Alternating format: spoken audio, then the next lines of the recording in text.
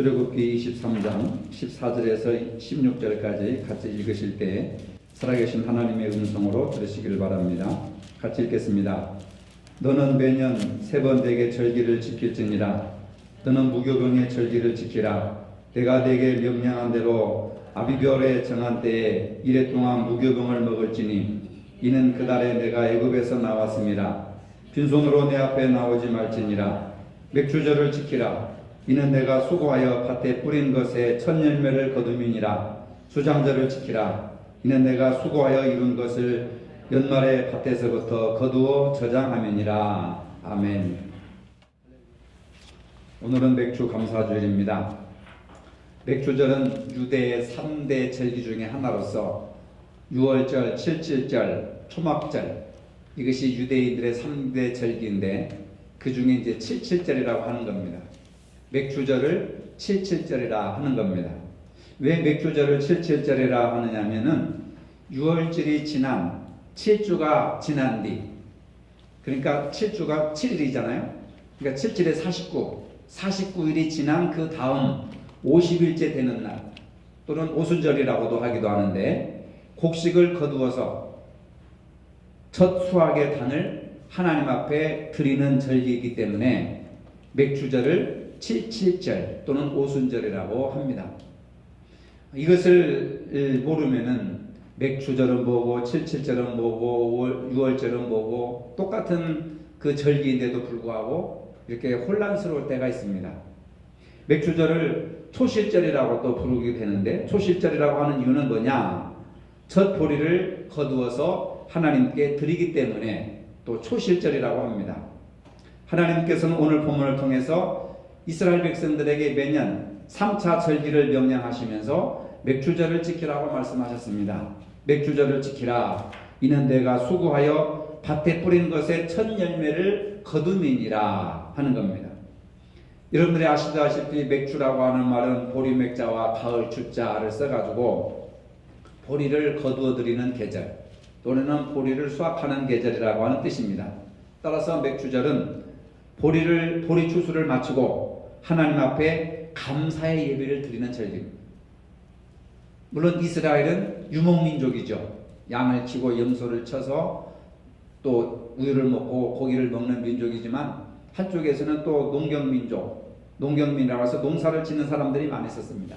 그래서 농사를 지어서 첫 번째 열매를 맺었으면 그것을 따다가 자기가 먹지 않고 하나님 앞에 가져다 제물로 바치는 것, 그것이 이스라엘 백성들의 전통적으로 내려오는 아주 절기의 기본입니다.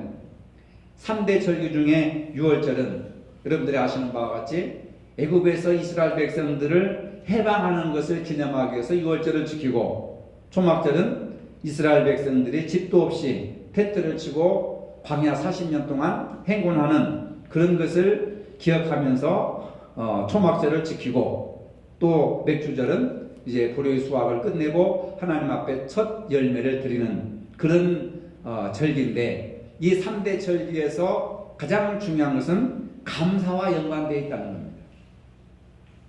6월절, 초막절, 맥주절은 전부 하나님께서 베풀어 주신 은혜를 감사하는, 감사와 연관되어 있다고 하는 거죠. 이스라엘 백성들을 애굽에서 해방시켜 주시고, 또 광야에서 불기둥과 구름기둥으로 인도하시고, 그리고 가나안 땅에 들어가서 농사를 지어서 첫 번째 수확물을 하나님 앞에 드리는 그 모든 것들이 감사와 연관되어 있다 하는 것을 보게 됩니다. 오늘 우리들이 매년 7월 첫째 주일을 맥주절로 드리는 것은 바로 지난 6개월 동안 하나님께서 은혜를 베풀어 주시고 지켜주시고 인도하심에 대한 감사를 드리고, 그리고 남은 6개월도 하나님께 온전히 의지한다고 하는 그러한 우리의 마음들이 들어있어서 바로 7월 첫째 주일날 맥주절로 지키는 것입니다. 이스라엘의 모든 남자는 맥주 감사절에 하나님께서 택하여 주신 장소에 모여서 힘을 다해서 예물을 드렸습니다. 그래서 절기를 지키러 하나님 앞에 나올 때는 절대로 빈손으로 나오지 말아라. 예물을 하나님 앞에 드리는 겁니다. 미래 첫 이삭으로 떡을 만들어서 하나님 앞에 드린 뒤 레위기 25장 15절로 21절에 소개되고 있습니다. 그리고 각 사람들이 자기 밭에서 수확한 첫 열매를 가지고 하나님 앞에 바쳤습니다. 애굽의 종살이에서 구원하시고 또 조상들에게 약속하신 가나안 땅을 기업으로 주신 하나님께 감사하는 날이 바로 맥주 감사주일이라고 하는 겁니다. 신약에 와서도 이러한 감사의 의미를 가지고 바울은 항상 기뻐하라, 쉬지 말고 기도하라, 범사에 감사하라, 이것이 그리스도 예수 안에서 너희를 향한 하나님의 뜻이다 라고 이렇게 감사의 정신을 계승하고 있습니다. 기독교 신학의 가장 위대한 성 아우구스티누스는 성도들의 삶 속에 꼭 필요한 것이 있다면 첫째는 믿음, 둘째는 소망, 셋째는 사랑인데 거기에다가 하나를 덧붙이자면은 감사라 이렇게 얘기한 겁니다. 그러니까 모든 성도들에게 믿음, 소망, 사랑 그리고 감사 이것이 항상 따라가야 된다 이런 말씀을 하고 있습니다. 이처럼 우리의 신앙생활에서 감사는 깊은 영적인 의미를 가지고 있다고 하는 겁니다. 그러면 우리는 어떤 감사를 해야 되느냐? 첫 번째, 감사하는 사람은 베풀어 주신 은혜를 감사해야 된다는 겁니다. 시편 136편에서 감사할 내용들을 열거하고 있습니다. 빛을 지으신 이에게 감사하고 해로 낮을 주관하신 이에게 감사하고 달과 별들로 밤을 주관하신 분에게 감사하라. 곧 이 땅에 있는 모든 우주 만물을 창조하신 하나님 앞에 감사하라는 겁니다. 하나님께서는 해와 달과 땅과 별과 공기를 우리에게 허락해 주셨습니다. 이 어떤 것 하나라도 없다고 한다면 우리는 단 한순간도 살아갈 수 없는 연약한 존재인 것입니다. 하나님의 창조의 은혜를 알면 우리 주변에 있는 모든 것을 보면서 감사할 수밖에 없는 것입니다. 사실 지난 과거를 돌이켜보면 우리가 잘나서 살아온 것이 아닙니다. 수 없는 환난 속에서도 나와 함께 하시고 우리를 건져주시고 지켜주셨던 분이 바로 하나님이십니다. 하나님은 우리를 지켜주시지 않았다면 우리가 어떻게 살아갈 수가 있겠고 여기 이 자리에 앉아 있을 수가 있겠습니까? 그렇기 때문에 오늘 우리들이 감사할 수 있는 것은 바로 하나님의 은혜라고 하는 겁니다. 왜냐하면 감사는 믿음의 열매라고 하는 겁니다. 따라합시다. 감사는 믿음의 열매이다. 네. 감사하는 사람은 믿음이 충만한 사람이고 그 믿음의 결과로서 감사할 수 있다고 하는 것입니다. 감사의 마음이 있어야 겸손할 수 있고 감사를 통해서 부정적인 마음을 몰아낼 수가 있고 미움과 다툼과 시기와 질투를 다 몰아낼 수 있고 감사하는 사람에게 고난과 시험이 오히려 감사의 조건이 될 수가 있다고 하는 겁니다. 하박국 선지자를 아시지 않습니까? 아무것도 남지 않은 황폐한 그런 현실 속에서도 오히려 내가 이러한 것들로 인해서 감사하는 것이 아니라 아무것도 없고 모든 것이 다 무너졌음에도 불구하고 하나님으로 인하여서 나는 감사할 것이다. 믿음은 하나님께 대한 감사의 모습으로 나타난다는 겁니다. 누가 하나님을 진실하게 섬기는 사람인지 아닌지 그것을 판가름할 수 있는 잣대는 바로 감사 생활입니다. 우리 교회가 은혜로운 교회가 되려면은 감사하는 사람이 많아져야 합니다. 우리 마음속에 감사의 조건들이 차고 넘쳐야 되는 것입니다. 장로님 기도하셨지만은 작은 것에 감사하면 더 큰 것에 감사할 수 있는 조건이 생긴다고 기도하시지 않았습니까? 스펄전 목사님이 장로님과 똑같은 말씀을 하셨습니다. 촛불을 보고 감사했더니 달빛을 주시고 달빛을 보고 감사했더니 햇빛을 주셨다. 작은 촛불을 보고 감사했더니 달빛과 같은 축복을 주시고 달빛을 보고 감사했더니 햇빛을 보고 축복해 주셨다. 햇빛처럼 큰 축복을 허락해 주셨다. 그러니까 큰 것을 가졌을 때 감사하는 것이 아니라 작은 것에 감사하면 큰 것으로 감사를 확장시켜 주신다는 그러한 축복을 믿으시기를 바랍니다. 그래서 우리 마음속에 정말로 내가 교회를 사랑하고 하나님의 말씀을 사랑한다면 작은 것부터 감사할 수 있어야 돼요. 작은 것부터 감사하면 큰 것으로 하나님께서 감사할 수 있도록 우리에게 축복의 영역을 넓혀주신다고 하는 겁니다. 감사의 마음, 그 마음으로 우리가 가득 채워지게 될 때 복된 교회, 또 은혜스러운 교회, 또 부흥되는 교회, 건강한 교회, 하나님의 은혜와 진리가 충만한 교회가 된다고 하는 겁니다. 우리가 감사를 표현하는 여러 가지 방법이 있습니다. 자신의 마음을 말로 표현하기도 하고, 요새 같은 때는 문자로 표현하기도 하고, 또 더러는 정성이 담긴 선물이나 식사 대접을 통해서 감사를 표현하기도 합니다. 우리가 하나님께 감사를 표현하는데도 봉사와 기도와 물질로 또 헌금으로 표현할 수가 있는 것입니다.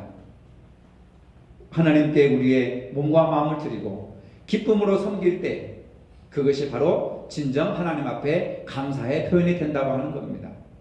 감사는 마음의 표현입니다. 감사를 통해서 하나님께서 주시는 평강을 누리게 된다고 하는 겁니다. 두 번째로 감사하는 사람은 하나님을 찬양합니다. 골로새서 3장 16절에 보면 시와 찬송과 신령한 노래를 부르며 감사하는 마음으로 하나님을 찬양하고, 우리를 향하신 하나님의 은혜를 깨닫고 감사하는 사람은 하나님을 찬양할 수밖에 없습니다. 아름다운 멜로디와 목소리가 없어도 하나님을 진정으로 찬양할 수가 있는 것입니다. 여기서 말하는 시는 구약의 시편을 의미하는 것이고, 찬송은 그리스도인들이 모여서 합창하고 노래하는 것을 말하는 것이고, 신령한 노래는 하나님의 베풀어 주신 은혜를 찬양하고 하나님께 영광 돌리는 영적인 노래라고 하는 겁니다. 저는 한 주간 동안 하나님께서 이러한 상황 속에서 지켜주시고, 이러한 문제가 있는 데서도 해결해 주시고, 이러한 어려움 속에서도 견딜 수 있는 힘을 주셨습니다. 이 자체가 신령한 노래라고 하는 겁니다. 하나님께서 베풀어 주신 그 역사를 높여드리는 대화, 언어, 간증, 이러한 것들이 전부 신령한 노래라고 하는 겁니다. 그런데 우리는 이런 신령한 노래로 영적인 교제를 하는 것이 굉장히 어설프고 그 다음에 낯설지 않습니까?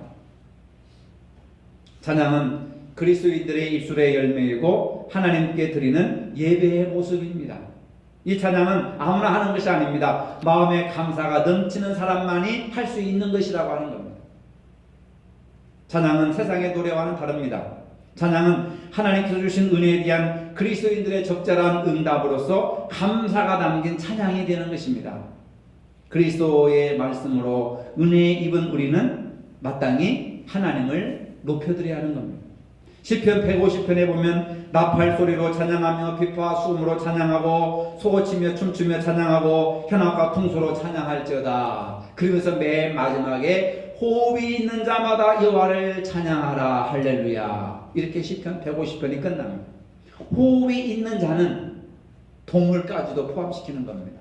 동물도 숨을 쉬니까 숨을 쉬는 모든 생명체들은 여호와를 찬양하라. 이것이 시편 150편의 결론입니다. 그런데 우리는 찬양을 하지 않습니다. 하나님을 찬양하는데 너무 인색합니다. 돈 드는 것도 아닌데. 하나님이 가장 기뻐하시는 것이 우리의 찬양인데, 우리의 감정을 가장 잘 표현할 수 있는 방법이 음악입니다. 음악을 좋아하는 사람은 감정이 풍부합니다. 저는 그래서 음악을 잘하는 분들을 참 부러워합니다. 미술을 잘 그리는 분들을 부러워합니다. 그 외에는 부러워하는 사람이 없습니다. 음악 잘하고 노래 잘하고 그 다음에 그림 잘 그리는 사람, 왜? 내가 제일 못하는 거니까. 그런 사람들 보면 야, 하나님은 불공평하신가? 어떻게 저렇게 노래를 잘할 수 있고, 어떻게 저렇게 그림을 사진보다 더 실감 있게 저렇게 그릴 수 있을까? 음악과 미술은 하나님께서 주신 탁월한 재능 아니고서는 불가능한 거예요. 물론 후천적으로 이렇게 노력하고 연습하고 훈련해서 어느 정도 수준에 도달하지만 그 어느 수준까지고 그 뛰어넘는 예술적인 재능은 하나님께서 주시는 달란트, 재능이 있어야 가능한 겁니다. 그래서 부러운 거예요. 그러니까 이 인간의 감정을 가장 잘 표현할 수 있는 것이 예능 아닙니까? 음악과 미술이라고 하는 겁니다. 말로 표현할 수 없는 것을 음악으로 표현할 수 있습니다. 연극을 보는 것보다 더 감동적인 것은 뮤지컬을 보는 겁니다.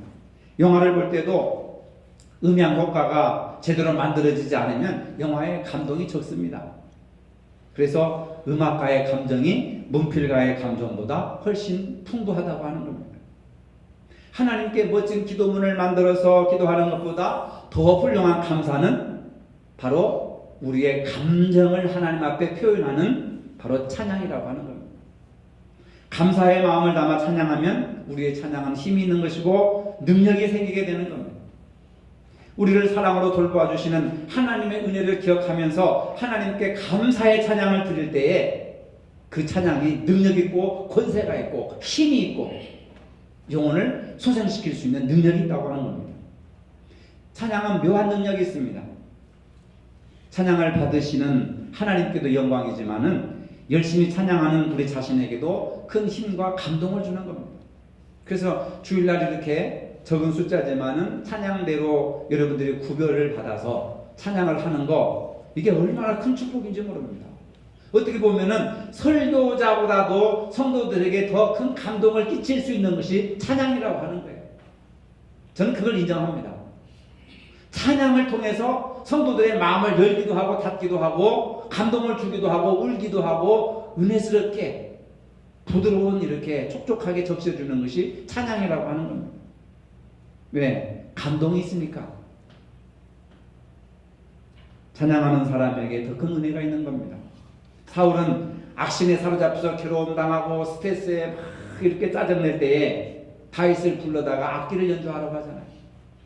음악을 듣고 있으면 악신이 물러가고 머리가 맑아지고 마음이 평안해지고, 그래서 기회 있을 때마다 다윗을 불러다가 악기를 연주하라고 하는 겁니다. 여러분, 삶에 지치고 고단하시고 피곤하실 때 조용히 찬양을 들으시면 마음에 평강이 오고 기쁨이 오고 감사가 울려나게 되고 스트레스가 해소되고 건강을 회복할 줄로 믿습니다.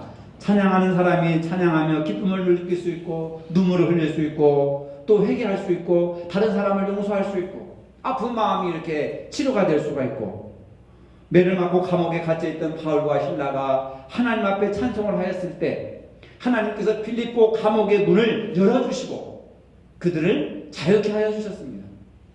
여러분들의 진정, 어렵고 힘들고 답답할 때, 고단할 때, 문제가 풀리지 않을 때, 절망에 앞장섰을 때, 동서남북에 꽉 막혔을 때 입술로 하나님을 찬양하고 감사해 보세요.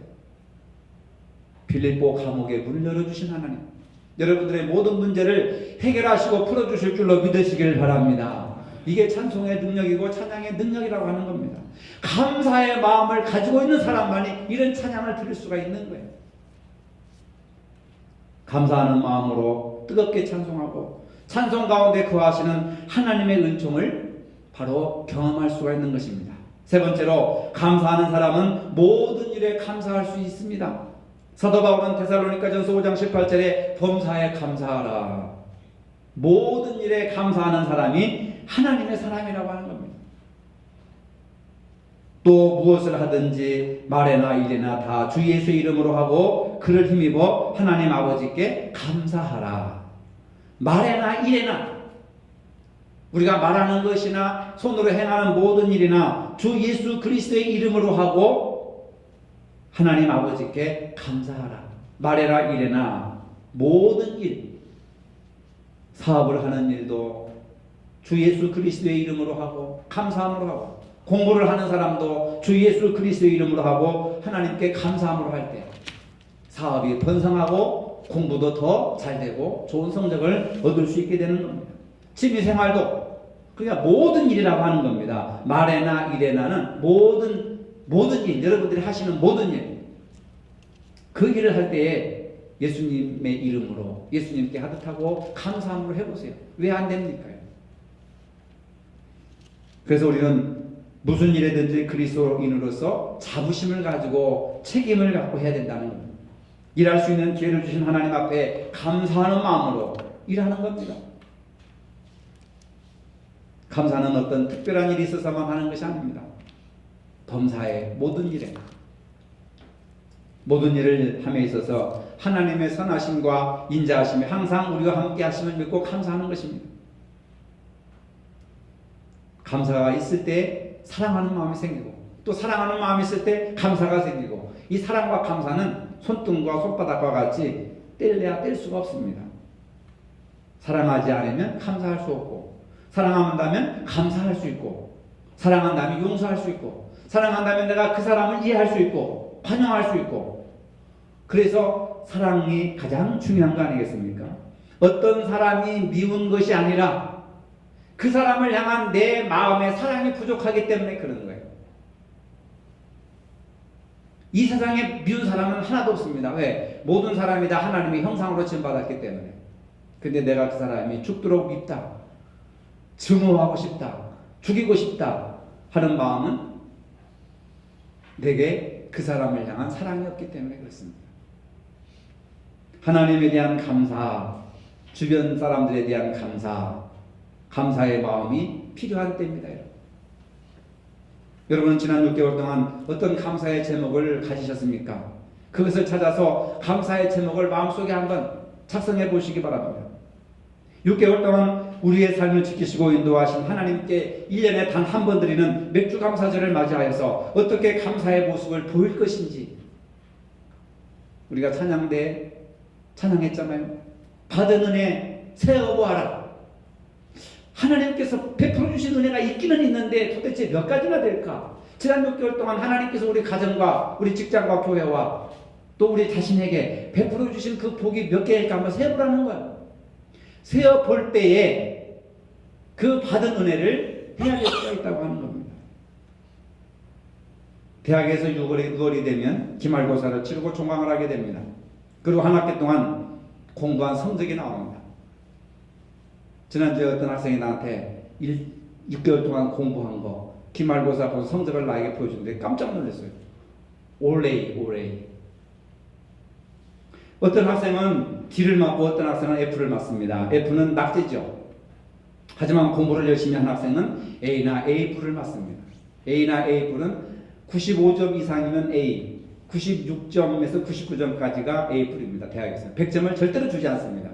아무리 공부를 쳐도 100점을 안 줘요. 이건 교수의 자존심입니다. 99점 받으면 A뿔이에요. 공부 얼마나 잘하는 겁니까? 그리고 장학금도 받습니다. 마찬가지로 지난 6개월 동안 저와 여러분들이 살아온 삶의 밭자치를 보면은 그것이 하나님 앞에 기말고사를 치는 거나 마찬가지입니다. 6개월 동안 어떻게 살았느냐, 6개월 동안 무슨 공부를 어떻게 하고 기말고사를 치렀느냐, 성적이 A 또는 B, C, D, F로 나뉘어지는 것처럼 하나님은 우리의 지난 6개월의 삶을 점수를 매기시는 겁니다. 하나님만이 아시겠지만 어떤 분은 A나 A 플러스를 받으신 분이 계시는가 하면 어떤 분은 F를 받은 분도 계실 것입니다. 지난 6개월 동안 감사하는 마음으로 살아왔다면 하나님께서 우리에게 A나 A를 좋은 점수로 우리를 축복해 주시지 않겠습니까, 여러분? 바울은 디모데후서 3장 1절로 5절에 이렇게 말씀하고 있습니다. 내가 이것을 알라 말세에 사람들은 자기를 사랑하며 돈을 사랑하며 자긍하며 교만하여 회방하며 부모를 거역하며 감사치 아니하며, 말세의 징조는 감사치 않는다. 감사가 없다는 겁니다.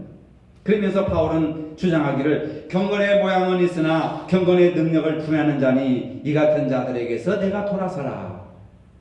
감사치 않는 자는 경건의 능력도 부인하는 사람들이기 때문에 이러한 사람들과 사귀지도 말고 가까이 가지도 말고 그 사람들과 돌아서라. 그런 강한 어조로 내가 돌아서라. 결별하라 그 말입니다. 마지막 때가 되면 사람들은 개인주의로, 이기주의로, 향락주의로, 돈이면 다 된다는 황금만능주의로, 부도덕주의로 흘러간다고 지적하면서 우리 신앙인들은 그것들에게서 돌아서라 이렇게 말씀하고 있습니다. 지난 2005년 손가락 부상으로 무대를 떠났던 바이올린의 여제, 세계적인 바이올리니스트 정경화 씨가 2013년에 한중일 러시아 투어를 마치면서 언론에 감사의 간증을 했습니다. 그는 인터뷰에서 손가락 부상으로 5년 동안 연주를 쉬면서, 바이올리니스트에게 손가락 부상은 사형선고랑 마찬가지죠. 5년 동안 쉬면서 나는 하나님을 믿는 사람이니까 무슨 뜻으로 이런 시련을 하나님께서 주셨을까 생각하고 오히려 화가 복이 됐다 이렇게 이야기를 합니다. 그부터 이러한 것을 깨닫고 나니까 그부터는 연주에 여유가 생기고 더 성숙하고 더 깊이 있는 연주를 하게 됐다고 얘기를 합니다. 정경화 씨가 KBS 아침마당에 출연하여서 갑작스러운 부상을 어떻게 이겨냈느냐는 질문에 부모님으로부터 신앙을 물려받았습니다. 힘든 일이 오히려 좋은 일이 된다고 교육을 받았습니다. 항상 이것도 하나님의 뜻이겠지 하고 받아들였습니다. 오히려 지금까지 받은 은혜가 너무나도 컸습니다. 이렇게 간증했습니다. 여러분 보세요. 세계적인 바이올리니스트가 손가락이 부상돼가지고 5년 동안 바이올린을 잡지를 못하고 연주를 못했는데 그게 무슨 감사고 그게 무슨 은혜라는 겁니까 여러분? 사회자가 어떻게 그럴 수 있느냐고 질문을 하자 믿는 사람은 감사하는 게 첫 번째입니다. 믿는 사람에게 가장 첫 번째는 감사입니다. 신앙인에게 감사하고 사랑하는 것 이 두 가지밖에 뭐가 있겠습니까? 이런 대답을 했습니다. 여러분 신앙인에게는 감사와 사랑 이 두 가지뿐이라는 겁니다.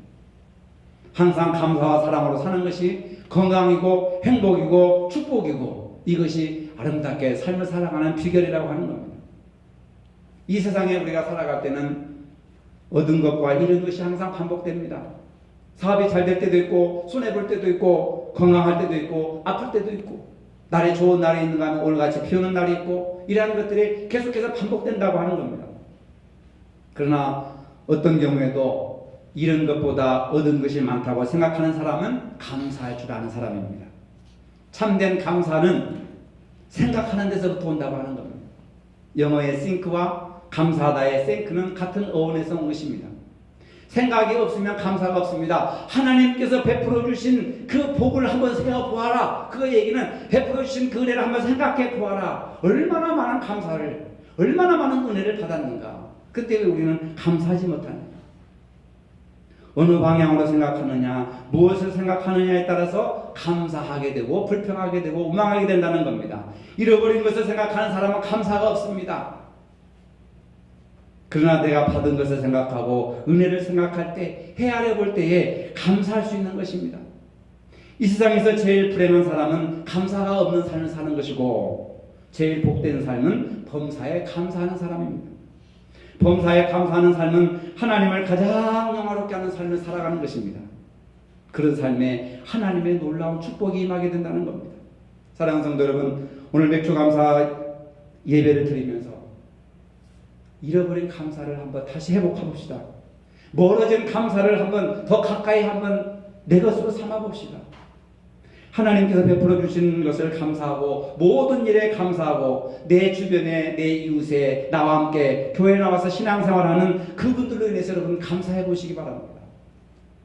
원망과 불평을 내버리고 기뻐하며 감사하며 삽시다.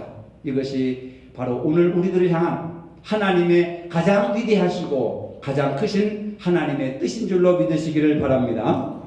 거룩하신 아버지, 오늘 맥주감사절을 우리가 지키면서 지난 6개월 동안 베풀어 주신 은혜와 지켜주심에 감사할 수 있도록 도와주시니 감사합니다. 감사로 하나님을 찬양하게 하시고 어떠한 형편이든지 모든 일에 감사할 수 있는 성숙한 믿음을 갖게 하여 주시고 지난 6개월 동안 하나님께서 어떤 감사로 은혜로 채워주셨는지 생각하며 헤아려 볼 수 있도록 도와주셔서 더 큰 감사로 나갈 수 있는 복된 저희들이 되게 하여 주시옵소서. 예수님의 이름으로 기도합니다. 아멘. 이제는 우리 주 예수 그리스도의 은혜와 하나님 아버지의 무한하신 사랑과 성령의 교통하심이 모든 일에 감사하기를 원하는 사랑하는 모든 성도들 머리 위에 이제로부터 영원토록 함께 하시기를 축원하옵나이다. 아멘.